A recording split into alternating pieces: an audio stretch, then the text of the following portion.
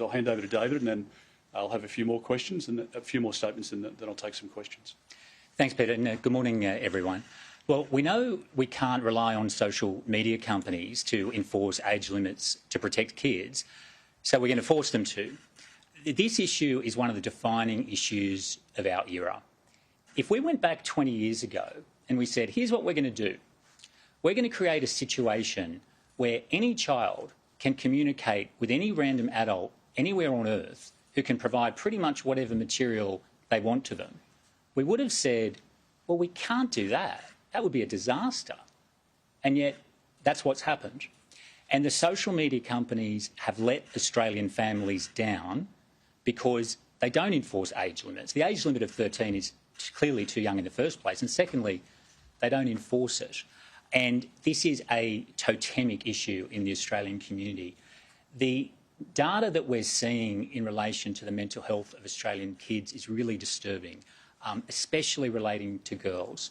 If you look at things like the self-harm, rates of self-harm hospitalisations of girls over the last decade, we've seen dramatic increases in that. And there's no question in my mind that social media is playing a significant part in that. So the option of leaving things as they are is completely untenable. There is no scenario where the social media companies will do the right thing, and so we're going to force them to.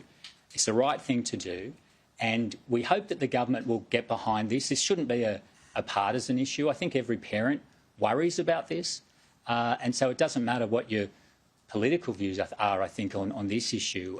This is something that we should all be able to come together, get behind this, and force the social media companies to do the right thing. Thanks, David. There's another really important issue for our country today, and that is the thuggish behaviour of the militant unions like the CFMEU. Don't forget that the CFMEU has been before the courts on literally hundreds of occasions with charges and allegations of bullying and all sorts of cases, frankly, that have been proved.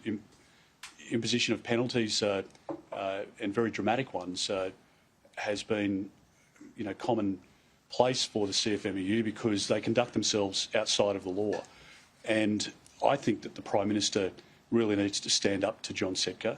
We know the CFMEU donates $4.5 million a year to the Labor Party, but the Prime Minister needs to stand up for Australians and to stand up against this bullying. The Prime Minister would be the first out of the blocks, as any of us would, to condemn bullying in the workplace.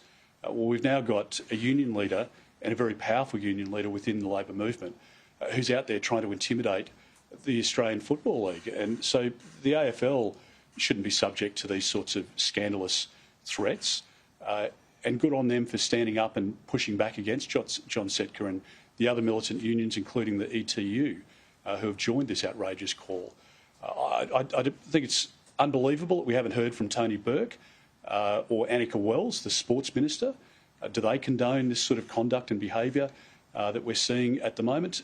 It doesn't have any place in our country.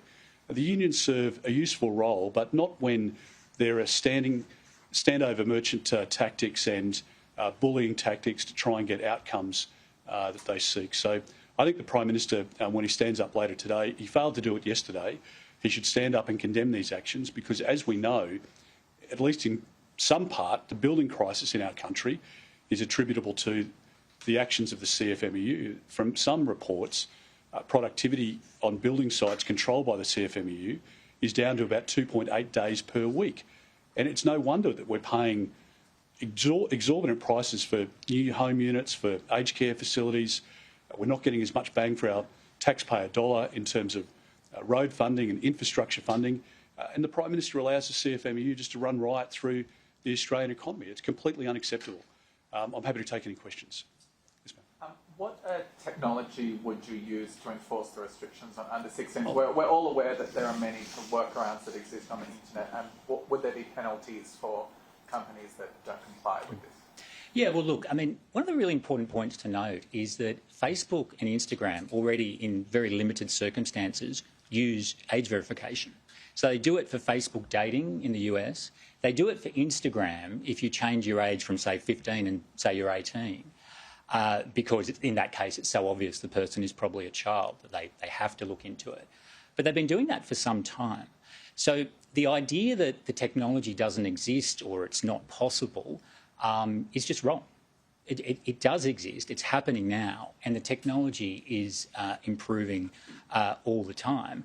And we'll release further details in due course, but plainly, the companies will be required to comply with the new law, and that will include penalties if they don't.